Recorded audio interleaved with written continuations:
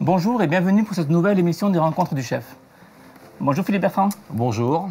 Je suis ravi de t'accueillir à nouveau parmi nous. Bah oui, je vous remercie. Moi, ça me fait toujours plaisir de venir meilleurduchef.com. Merci beaucoup. Pour nous faire encore une de tes recettes. Tout à fait. Donc une recette gourmande. Voilà, une recette gourmande. En fait, ça va être une pâte à choux dans laquelle vous allez avoir du chocolat au lait à Lunga et vous allez avoir également donc du praliné pécan et puis de la mangue. Et on va découvrir tout ça ensemble et j'espère que ça va être très goûteux. Donc nous allons commencer par la pâte à choux. La pâte à choux. Donc c'est une base que vous connaissez tous ou toutes. C'est très simple. Déjà dans un premier temps, nous allons devoir mettre le lait. Voilà. Donc du lait entier. Ensuite, on va rajouter l'eau. Voilà. Nous allons rajouter juste après le beurre. Donc après, il peut sortir éventuellement du frigo ou comme là c'est le cas, je l'ai sorti un petit peu à l'avance de façon à ce qu'il fonde assez rapidement. Si toutefois il sort du frigo, vous le coupez en petits cubes de façon à ce qu'il y ait une belle répartition et surtout qu'il fonde assez rapidement sans avoir besoin de faire bouillir. C'est pas très gênant, oui. Pas très gênant. Là, on a mis du sel et du sucre. On a mélangé les deux ingrédients. Et donc tout ça, on va l'amener à ébullition. Alors, on va commencer, on va se mettre sur cette plaque. Voilà, petite ébullition. Voilà. Donc on rajoute la farine hors du feu. Bon là, c'est pas à grosse ébullition, donc on va la mettre directement. Non, on va la mettre directement. Là, vous voyez, c'est presque, voilà, c'est imminent. Donc là, on peut rajouter tout simplement de la farine. Vous pouvez même le faire, voilà, quand le lait est un petit peu tiède. Hein. L'idée, c'est d'éviter les grumeaux. Donc, vous faites comme ça. Voilà, vous y allez tranquille. Hein. Voilà. Vous utilisez la texture pour estomper les grumeaux. Alors, ce qu'il faut bien, regardez, je vous fais voir, c'est qu'en fait, j'utilise ma spatule. Vous voyez, je passe au milieu. Je retourne, je prends un peu plus de matière, je refais un troisième passage, etc. Et j'écrase en fait successivement donc la pâte à choux de façon à y aller par morceaux. Regarde, tu vois. C'est un peu mécanique, mais... Et là, je n'ai aucun grumeau. Vous voyez, vraiment aucun grumeau. Voilà. Ensuite, on va sécher. Alors, sécher la pâte à choux, il faut diminuer un petit peu sa puissance de gaz, si je puis dire, ou là, quand il s'agit d'induction. Et là, on va tout simplement enlever un petit peu d'eau. Et toujours le même principe, regardez. Mais je le fais machinalement, en fait. Voilà, je positionne la pâte à choux. Et puis après, en fait, je vais tout simplement la faire fumer, comme là, on voit. C'est-à-dire, j'enlève de l'eau à l'intérieur de cette pâte à choux afin justement de pouvoir lui donner de la puissance au four. C'est-à-dire si je la laissais comme ça, mes choux seraient tout mous, etc. Là, je lui enlève un petit peu d'humidité, je vais lui faire gagner donc de la puissance en termes de développement. D'accord. Hein? On dit généralement qu'il faut dessécher la pâte jusqu'à ce qu'elle se décolle de la casserole. C'est ça, là c'est le cas, mais je vais aller un peu au-delà parce que moi, mon choix c'est d'avoir vraiment des choux qui soient bien rondelets. Donc à feu modéré pour ne pas que la pâte accroche. Ouais, toujours. Donc là, vous laissez à peu près une petite minute, comme ça, vous remuez. Parce que si vous comprenez bien que si je mets l'œuf directement ici, ça va cuire comme si nous étions dans une poêle. Donc l'idée, c'est de refroidir un petit peu le fond de la casserole pour qu'en fait, je profite au maximum donc, de mes œufs pour pouvoir donc toujours... Le côté obsessionnel de la pâte à choux, c'est que ça gonfle. Hein. Une pâte à choux qui gonfle pas au four, c'est la grande déception. Hein. Donc, il faut vraiment, tout simplement, faire le maximum. Voilà. Donc là, je t'invite à me les mettre petit à petit, à valeur à peu près d'un œuf par coulée. Hop, on va mettre un petit jaune. Et là, vous allez voir, ça glisse bien. Alors, je le fais à la main pour que ça soit plus démonstratif. Mais si vous le faites un peu plus, disons, si vous faites 1 litre de lait, bien entendu, ça sera idéal de le faire avec un batteur. Hein. Là, on voit que... À la feuille. On voit que, voilà, à la feuille. On voit que ça commence à être légèrement détendu. Voilà. Dès que l'œuf est incorporé, on passe au second. Exactement. Et ainsi de suite. Et ainsi de suite. Et on regardera à la fin s'il faut mettre tous les œufs. Parce que par rapport à ce que vous allez souhaiter faire, que ce soit une chouquette ou que ce soit un petit chou comme je vais faire moi, c'est vrai que si vous souhaitez que ça soit bien rond, il faut que ça soit pas trop ferme non plus, de façon à ce que ça puisse bien se développer. Hein, autrement, ça va craquer en fait. Là, je regarde un petit peu. Hop, on va remettre un petit peu, mais on va peut-être mettre le jaune. Ouais, hop. Ouais. Hop là. Voilà. Voilà. Et je pense qu'on sera assez près de la vérité. Vous voyez, c'est 3 œufs et Donc c'est demi. une pâte souple. Hein. Ah ouais, c'est une Ça pâte dépend souple, vraiment hein. de la taille des œufs. Quoi. Voilà, On en avait 4. parfait. Alors pour pouvoir s'aider, donc on va prendre une poche, bien sûr, pour pouvoir dresser. Nous allons prendre, et puis j'aime bien tu n'as pas le petit instrument où je peux me mettre la poche dedans? Il est là. Pardon. Voilà, ça j'aime bien. C'est poche. pratique. Ça j'adore, parce que alors là on est tranquille. On va pouvoir donc rajouter la pâte à choux toute aisance, regardez, hop. Ça je trouve vraiment que c'est un instrument qui est très utile en fait. Ben, ça permet d'avoir ses 2 mains libres. Voilà, bien corner le fond de son récipient. Voilà, et c'est, je trouve, très professionnel. Voilà. Parfait. Donc moi, je veux faire des petits choux, hein, c'est pas des gros choux. Donc je vais faire à peu près ce diamètre, vous voyez, pas plus, voilà. Voilà, Alors, regardez bien le geste. toc. Philippe poche son Tac. chou et pour terminer, il donne un petit geste brusque qui Voilà. fait la finition du chou. Voilà. Donc idéalement, c'est bien intercalé comme ceci, vous voyez. Et là, vous voyez, regardez, je pose la pâte à choux, j'arrête de pocher, et comme tu dis, Philippe, je ressors. Je pose, je pousse, j'arrête et je sors, etc., etc. Et tu les Donc, positionnes en quinconce. Voilà, faut pas faire comme ça. Non, non, non, il faut poser la pâte à choux. Voilà, et je les pose comme ceci. Voilà, donc je vais prendre le petit croustillant. Donc j'ai préparé mon petit croustillant. Donc 3 ingrédients, du sucre, Qu'on appelle à aussi l'intérieur. crapelin, voilà, donc qui est souvent fait de la donc de cassonade beurre, de cassonade voilà. et de farine. et de farine. Donc là, je l'ai mis au frigo de façon à ce que les petits croustillants, je puisse tout simplement donc le rajouter sur la surface. Donc je vais te laisser, je vais te les donner à chaque fois. Comme ça, tu le disposes bien au centre donc de chaque petit chou. Alors, le fait que la pâte à choux soit encore un peu chaude, c'est assez intéressant parce que ça va permettre une adhérence parfaite sur le dessus donc du chou. Voilà, encore deux. D'ailleurs, c'est un plaisir. Hein. Et voilà. Et voilà. Ouais. C'est bon. Alors tout ça, on peut tout simplement récupérer, on le réétale et on le réutilise pour une prochaine fois. D'accord. D'accord. Et là, on va les cuire maintenant. 150 degrés pendant 12-13 minutes. On va voir quand même, on va évaluer par rapport tout simplement à la couleur. Et puis après, on les garnira. Je vais vous faire donc ces petites recettes à base de chocolat au lait à Longa. Donc Philippe, les choux sont au four. Oui. Nous allons donc faire la mangue en gelée. Exactement, donc la mangue en gelée, c'est assez simple. Déjà, il vous faut des mangues bien mûres. Je pense que c'est important pour vraiment retrouver le goût du fruit, ce qui est le cas. Donc là, je viens juste de lever, enfin nous venons, on l'a fait ensemble, hein, juste de lever donc on va dire des épaisseurs à peu près de 2-3 mm. Voilà. Hein, voilà. Et puis on va tout simplement en faire de la brunoise. La brunoise, c'est des petits triangles ou des petits carrés. Après, on coupe un peu comme on veut. Alors, 2 solutions. Deux Soit au couteau. Soit au couteau. On fait des tranches, Voilà. des lamelles, des bâtonnets, on recoupe en petits cubes. Exactement. Ou alors on utilise le coupe-oignon alligator. Voilà. Bon, il porte le nom de coupe-oignon, mais on peut l'utiliser pour couper tous les fruits ou tous les légumes un petit peu fermes, Voilà. pas trop mûrs. Voilà. Voilà. Bon, enfin bon, pour nous, c'est C'est une mâchoire, d'où son nom, Ça ira bien. alligator. Donc on installe directement le fruit directement Voilà. Et floc. et on coupe et on obtient Superbe. notre brunoise. Voilà. Donc cette partie-là, c'est le réceptacle. Voilà. Donc pendant que tu fais ça, moi je vais lancer tout simplement donc la gelée. Alors la gelée c'est simple, on prend de la purée de mangue. Cette purée de mangue, on va la faire chauffer à environ 50 degrés. Une fois qu'elle va être à 50 degrés, nous allons rajouter de la pectine NH, avec un sucre brun, ce qui est le cas ici, qui va nous permettre tout simplement de mélanger la pectine pour éviter les grumeaux. Donc on fait comme ceci. Voilà. Ensuite, on va tout simplement le mélanger légèrement pendant que ça commence à chauffer, c'est le cas, voilà. On va mélanger légèrement notre sucre avec la pectine.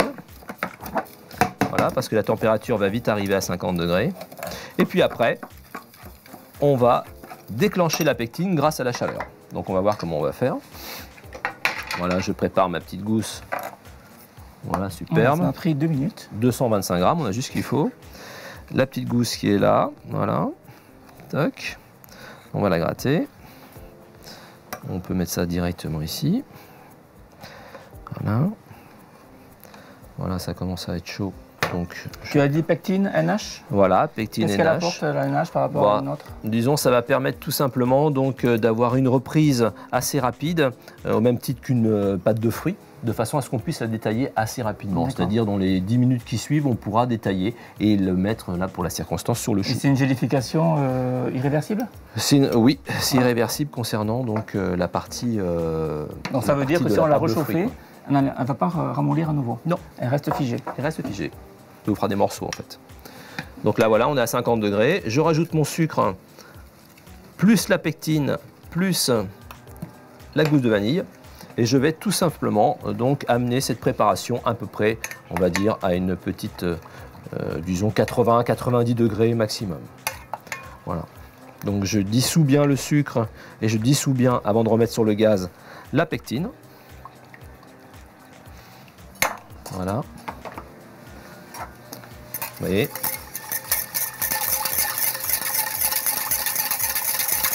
Donc là, je résume. À l'intérieur, la pulpe de mangue, le sucre, donc un sucre brun, une cassonade, la pectine, mélangée avec le sucre pour éviter les grumeaux au moment où je mets directement dans la pulpe. Ensuite, la gousse de vanille. Et maintenant, je rajoute ma brunoise, donc de fruits, directement dedans. Et je vais monter à une température à peu près 80 degrés. Ce qu'il faut, c'est que ça soit assez rapide pour que justement la mangue ne tombe pas en purée, en fait. Hein, donc c'est parti. Et l'idée est vraiment d'avoir une gelée. Hein. Voilà. On est à 75-80 degrés, ouais. C'est parfait. Donc ne pas trop cuire le fruit, hein, bien sûr. Donc là, à ce moment-là, on va rajouter donc cette purée de mangue avec cette petite brunoise directement sur le silpat. Et nous allons tout simplement l'étaler. Alors pour l'étaler, c'est vrai qu'on peut faire comme ça. Toc. On fait attention qu'il y ait une belle répartition des fruits, de façon à ce qu'on les retrouve bien sûr sur le dessus, ouais. Un peu partout, mais c'est pas mal. Hein. Voilà. Et après, en fait, l'exercice, ça sera de détailler.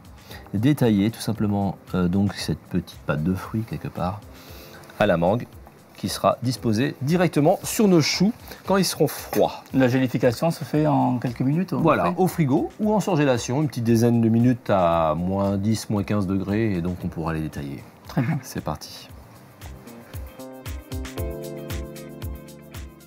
Donc on continue par une chantilly Pékin Lunga. Exactement. Qui nous servira de garniture des choux et également de finition. De finition. Donc là, c'est assez simple, on va prendre la crème. Donc la crème, on va la faire bouillir. Voilà. Parfait. Donc 80 degrés environ? 80 degrés à peine, voilà, entre 80 et 100 degrés. Dès qu'on voit que ça frémit un petit peu, c'est bon. Ensuite, on va prendre donc le praliné. Alors c'est le praliné cacao barry pécan 50%. Et donc c'est un praliné du Texas. Hein, donc les noix de pécan, vous connaissez. Hein, ce sont des noix qui ont une personnalité assez intéressante en termes de goût. Hein. Ensuite, on a préparé tout simplement de la gélatine en poudre que l'on a légèrement hydratée, à peu près 6 à 8 fois son poids en eau. Donc vous avez les peser de toute façon dans la recette. Donc cette gélatine, bien sûr, elle s'est tout simplement donc resolidifiée. Nous la mettons au milieu et dès qu'on va mettre la préparation chaude dessus, elle va fondre. Et ça permettra tout simplement de retrouver donc la gélatine à l'intérieur et surtout lui donner une texture. Je prends le liquide et je verse directement le liquide, comme je vous disais, sur la gélatine, sur le chocolat et sur notre nouveau praliné pécan Texas 50%. Voilà. Je laisse l'ensemble de la préparation donc fondre. Et puis ensuite, on va remuer. Alors, on commence un petit peu avec le fouet, comme ceci. Voilà. Et on va obtenir une ganache en fait. Hein. C'est un peu système ganache. Et cette ganache, en fait, on va la laisser au frigo pendant à peu près 2-3 heures. D'accord. Il faut qu'elle soit à 10 degrés. Avant de la battre. Avant de la battre, donc à la feuille. D'accord. Voilà.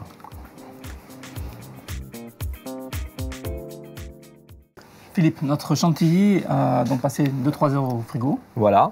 Donc c'est à peu près à 10 degrés. Oui, voilà. Donc elle est un peu gélifiée. Voilà, on sent bien, hein, il y a un bon équilibre entre le chocolat et justement le praliné pécan. Donc là, on va en monter à peu près 50%. Ouais. Hein, donc toujours à la feuille. Hein.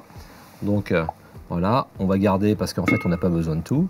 Donc on va monter à peu près ça, pas plus. Et le reste, on peut le réserver au frigo, hein, sans problème, et le ressortir demain si nécessaire, hein, sans problème. Voilà, donc là on va le faire mousser, puis on va regarder vraiment la consistance. D'accord? Voilà. Donc là, ça devient une chantilly finalement. On la monte, mais après coup. D'accord. Après coup. C'est ce qu'on appelle poisonner. Poisonner. Exactement. On met de l'air dedans. En fait. Alors pendant ce temps-là, donc j'ai récupéré mes choux. Donc on voit bien le craquelin qu'il y a ici. Oui. La pâte à choux, elle est correcte, c'est bien lisse. Donc on va devoir percer légèrement pour pouvoir garnir justement avec cette préparation. On voit le mélange blanchi un peu. Voilà, donc on va diminuer un peu la vitesse. Voilà. Donc on arrive à conserver la texture grâce à la gélatine en fait. D'accord. Voilà, là c'est bon. Voilà, on va récupérer la très jolie texture. Ah oui, ça c'est surtout tient, c'est pas trop sucré quoi. C'est toujours pareil, hein, on essaie d'avoir en fait une préparation pas trop sucrée. On est dans la tendance en fait des pâtisseries pas trop sucrées. Donc on arrive à obtenir des belles textures comme ça entre la gélatine en fait tout simplement et puis un chocolat au lait pas trop sucré comme à Lunga. Hein, et puis bon, on rajoute un praliné donc avec les noix de pécan légèrement torréfiées, c'est super. Alors, on va se servir de. Voilà, on va se servir notre de ça. outil. Toujours. C'est très pratique. Très pratique. Voilà. Non. C'est parfait. Voilà, parce que ça permet d'avoir les deux mains disponibles. Regarde, c'est ça, regarde. C'est vraiment. C'est la texture qui est agréable, oui, comme oui. tu disais. Puis la couleur, hein. Entre le pécan et puis le chocolat au lait, tu as une superbe couleur. Et on va utiliser justement cette couleur parce que ça va être en visuel sur la surface donc, de notre chou. Hein. Là, normalement, j'en ai plus besoin. Voilà, je te laisse débarrasser le support. Voilà, donc vous pouvez préparer la chantilly chocolat au lait, vous pouvez la préparer à peu près 10 minutes, un quart d'heure avant, et puis avoir la souplesse de pouvoir garnir après. Hein. Donc on n'est pas forcé de le faire dans la foulée. Donc moi, mon idée, c'est de garnir le chou. Donc j'ai percé un tout petit peu en dessous, voilà. Et puis donc je garnis en laissant, vous voyez, très peu de crème en surface. Donc je rentre dedans et je sors petit à petit ma poche, donc du dessous. On le sent si le chou est rempli ou non. Exactement. Au poids. Voilà, exactement. Tac. Et puis ensuite, on va détailler tout simplement notre gelée de mangue que nous avons préparée. On l'a mise en congélation et puis là on va la sortir et on va la détailler de façon à pouvoir ajouter un disque tout simplement de gelée mangue sur la surface du craquelin. C'est l'idée en fait. Hein. Donc là je viens juste de la sortir juste ici. Donc vous voyez la gelée est là. C'est la gelée que nous avons étalée tout à l'heure. Hein. Donc là, elle est encore un petit peu congelée. Je vais utiliser un emporte-pièce qui va me permettre en fait d'avoir le diamètre que je souhaite. Donc ici, on a un diamètre 45. Voilà. Pour ces petits choux. Petits choux. Donc ça va me permettre de pouvoir le déposer très facilement. Voilà, je le remets un petit peu en congélation de façon à pouvoir justement les enlever. Et ensuite, je le déposerai directement sur ces choux avec le petit craquelin qu'on a mis tout à l'heure avant la cuisson. Très bien. Donc Philippe, on habille nos choux avec la gelée. Voilà, donc là j'ai détaillé la gelée. Ensuite, je vais l'appliquer directement sur mon chou comme ceci. C'est délicatement. Le chou. Voilà. Donc la gelée, c'est vrai qu'elle sort du frigo, hein, elle est à 5 degrés. C'est parfait. Donc elle va bien épouser le chou. Ça va légèrement l'humecter. Ensuite, on va devoir donc rajouter des pastilles. Alors, c'est très simple. Vous mettez une petite tache comme là de crème à Lunga noisette, tout simplement pour que la pastille puisse se coller correctement. Ça pourrait même se suffire à elle, hein, oui. Presque comme ça. Alors, les petites pastilles de chocolat qu'on a vues donc à plusieurs reprises, c'est simple. Vous faites comme ça, voilà, et ça fait en fait tout simplement une petite décoration de façon à ce que justement on puisse changer d'une rosace traditionnelle. D'accord. Voilà.